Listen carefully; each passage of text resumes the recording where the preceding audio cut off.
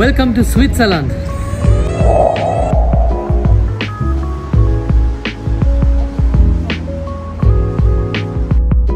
Welcome to Switzerland.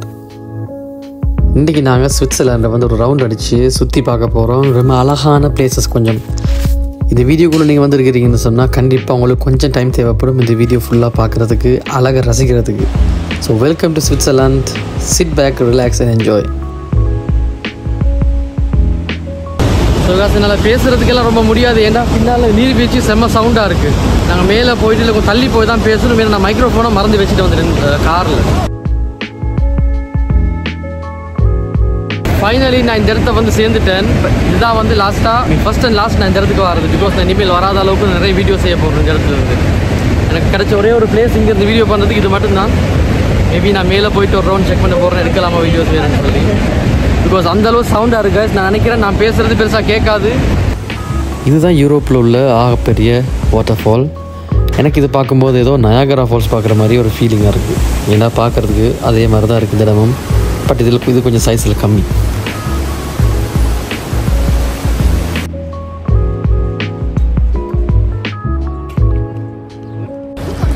So அது ஒரு அருமையான ட்ரிப்பாக போயிட்டு.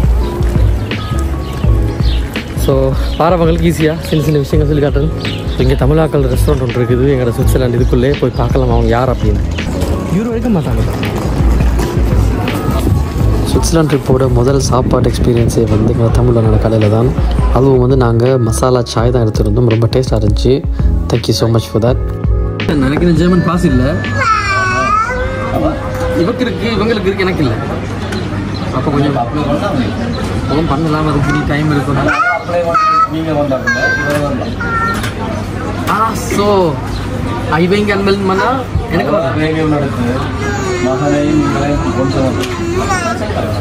சுசிக்கு வரதுக்கு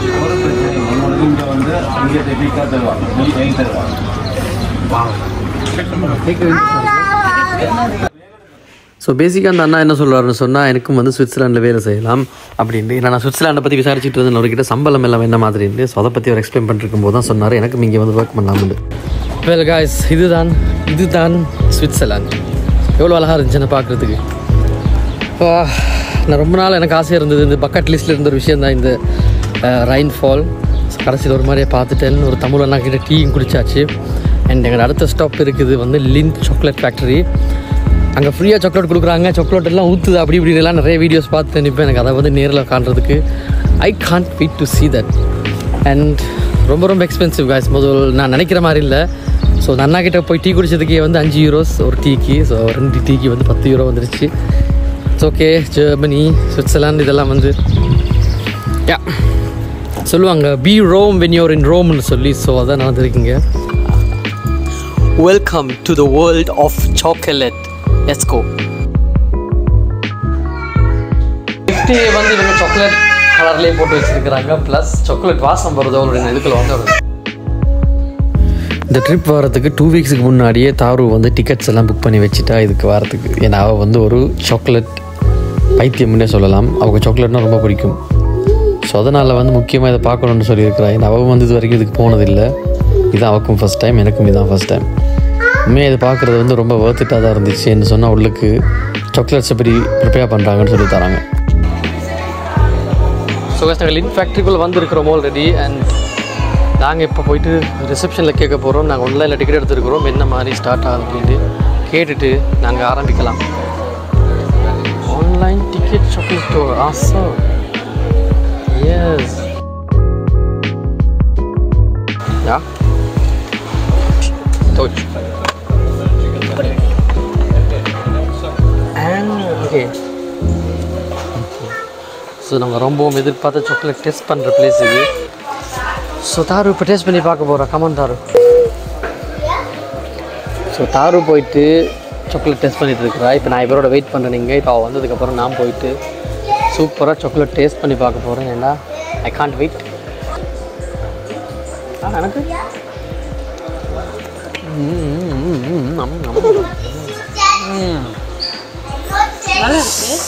செம்மையாக இருக்குமா. கம்பெனி மேட் தானே, அதான் அது. நிறைய வெரைட்டிஸ் ஆஃப் சாக்லேட்ஸ் இதில் வச்சுருக்கிறாங்க இந்த மாதிரி. ஸோ நானும் போயிட்டு செல்ஃபாக டெஸ்ட் பண்ணி பார்க்கலாம்னு டெஸ்ட் பண்ணி பார்த்தேன். கரண்டி வச்சுருக்குறாங்க. இன்னொரு சாக்லேட் வந்து இந்த மாதிரி கையை வச்சோடனே ஒரு துண்டு வந்து கையில் விழுது. அது வந்து செமையாக இருக்குது. ஸோ கைஸ், இவ்வளோ சாக்லேட்ஸ் எங்களுக்கு ஃப்ரீ. அது மட்டும் இல்லாமல் நாங்கள் நிறைய வாயிலாக எடுத்து போட்டுக்கிட்டோம்.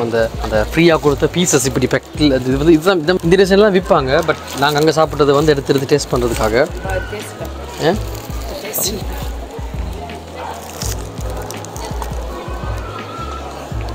டேஸ்ட்டாக தான் இருக்குது. ஆனால் நாங்கள் நிறைய டிசைன் சாப்பிட்றதுனால எங்களுக்கு அந்த டேஸ்ட் வந்து வாயில் நிற்குது இல்லை. ஸோ அதுதான் problem. Otherwise it's tasty.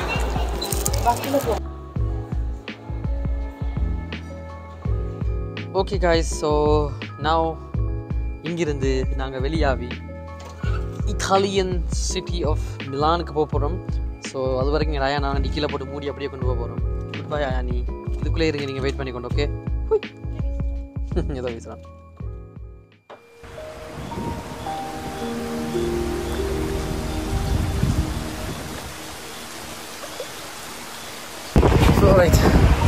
So guys, நான் இப்போது சுவிட்சர்லாண்ட்லேருந்து இட்டாலிக்கு போயிட்டுருக்கிறேன், மிலானுக்கு.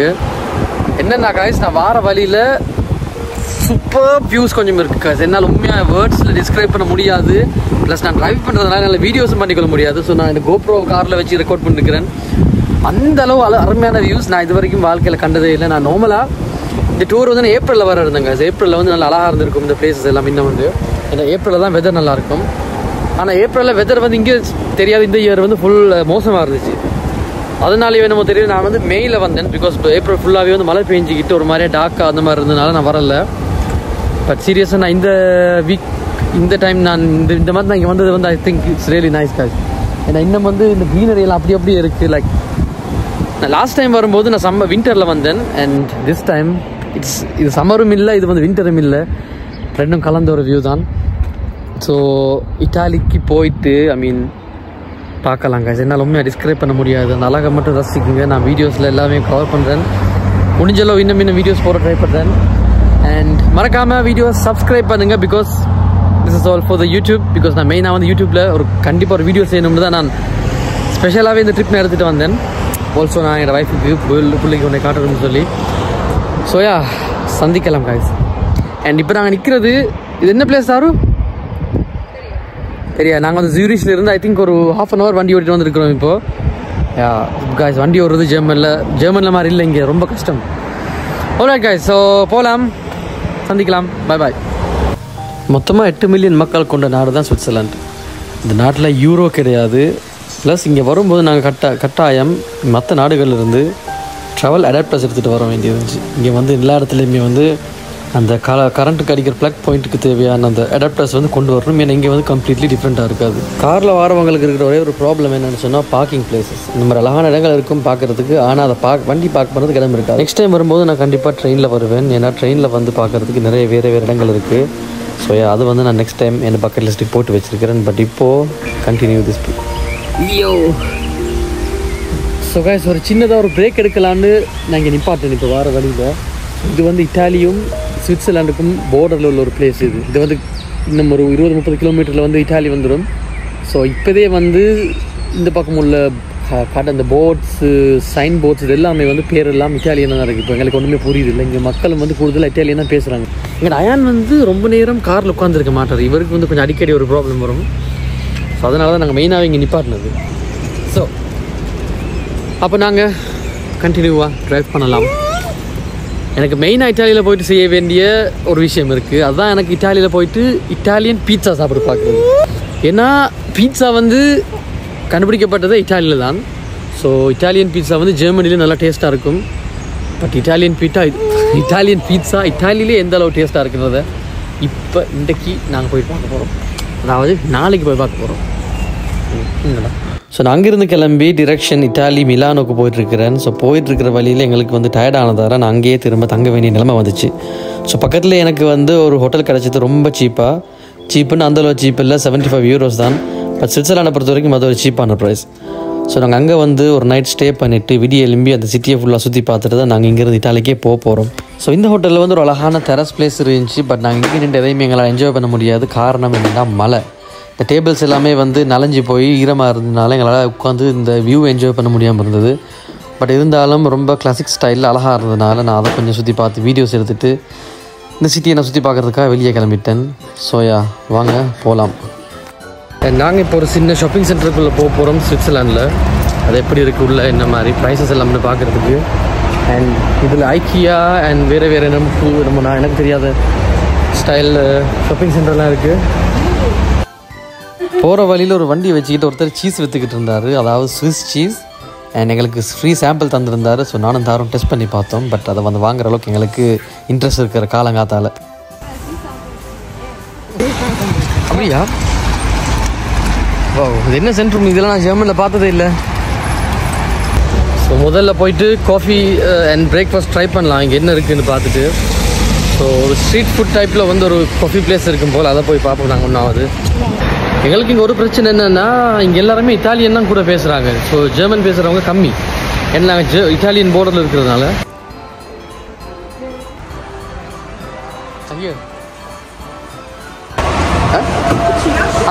Two cappuccino and what is this? Nutella. One. One Nutella.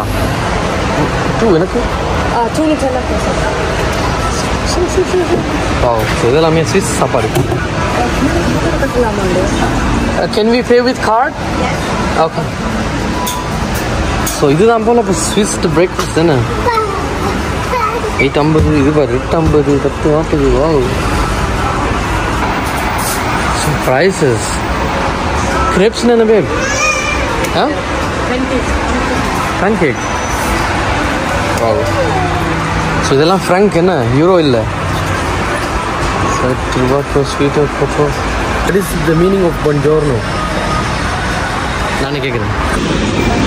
Okay so தாரு 2 சின்ன காஃபி, ஒரு 2 croissant as a breakfast. 12 ஃப்ராங்க்னா ஒரு 12.5 யூரோஸ். என்ன தாரு? ஸோ croissantலாம் வந்து ஃப்ரான்ஸ், ஜெர்மன், ஸ்விஸ் இந்த 3 நாட்டிலையும் பிரேக்ஃபாஸ்ட் மிக முக்கியமாக சாப்பிட்ற ஒரு சாப்பாடு. டேஸ்டாக இருக்கும். Cheers.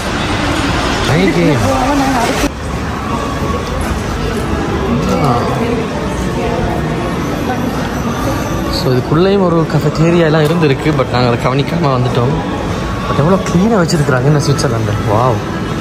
ஓகே, மோலுக்குள்ளே ஒரு விஷயம் செய்யணும். என்னென்னா, நான் வந்து வரும்போது ஜெக்கெட்ஸ் எடுத்துகிட்டு வரல இந்த வெதரை நம்பி. ஆனால் இப்போ இங்கே 10 டிகிரி செல்சியஸில் இருக்குது, even though it's summer. So நான் எனக்கு ஒரு புலோவர் வாங்கிட்டு போக போகிறேன். ஸோ சுவிட்சர்லாண்டில் கடைசியாக ஒரு ஜெக்கெட் வாங்கி போட்டாச்சு. இந்த சம்மரில் எனக்கு இங்கே தேவைப்பட போகிறது இல்லை ஜெக்கெட். இருந்தாலும் சிச்சுவேஷன் ஏற்ற மாதிரி நாங்கள் மாறிக்கிட்டோம்.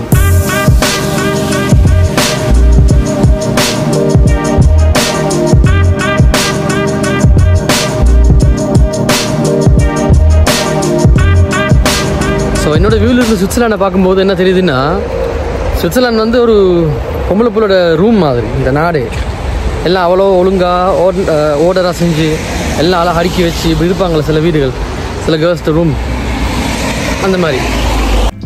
ஸோ இப்போ நாங்கள் லுகானோவில் இருக்கிற ஒரு லேக்குக்கு வந்திருக்கிறோம். அதாவது பரடீசோன்னு சொல்கிற ஒரு சிட்டி.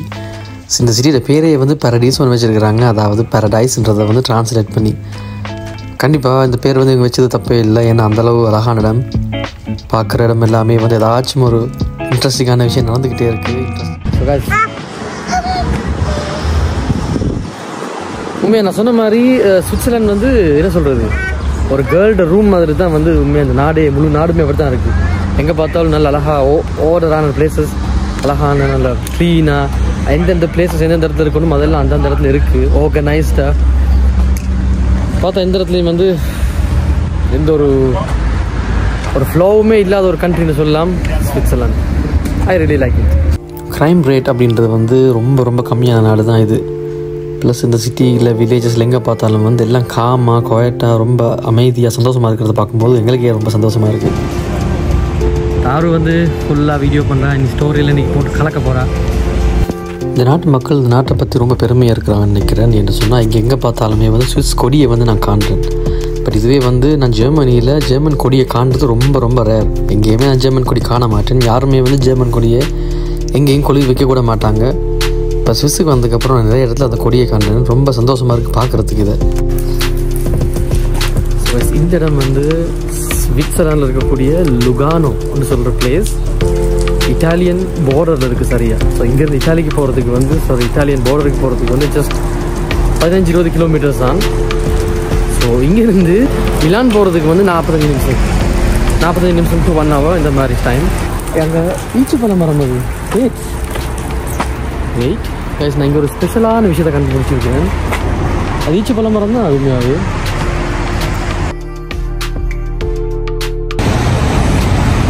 இது என்ன மரம்? ஈச்ச பழம் மரம் போயா? ஆமாம், ஈச்ச பழம் மரம். இது எப்படி இங்கே காய்ச்சது?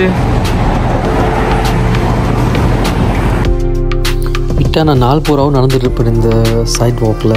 ஏன்னா அந்தளவு அழகாக எல்லா இடமும் வந்து நீட்டாக செஞ்சு வச்சுருக்கிறாங்க. என்னால் அந்த இடத்த விட்டு போகிறதுக்கு மனசு இல்லை. பட் இருந்தாலும் நாங்கள் நைட் ஆகிறதுக்குள்ளே போய் ஆகணுன்றபடியாக அங்கேருந்து நாங்கள் கிளம்பிட்டோம். மற்றது இந்த நாட்டோட டைவர்சிட்டின்னு சொல்கிறது ரொம்ப அதிகமாக இருக்குது. ஏன்னா 4 மொழி பேசக்கூடிய மக்கள் இந்த நாட்டில் வாழ்கிறாங்க ஒஃபிஷியலாக. அதனால் வந்து ஃபாரினர்ஸுக்கு இந்த நாட்டில் வந்து வேலை செய்கிறதும் கூட ஒரு பெரிய ப்ராப்ளமாக இருக்க போகிறதில்ல. கம்பேரிங் டு ஜெர்மனியில் வந்து அங்கே ஜெர்மன் மட்டும் தான் கதைப்பாங்க. அதனால் மற்றவங்களும் ஜெர்மன் கதைக்கணும்னு எதிர்பார்ப்பாங்க அந்த நாட்டில்.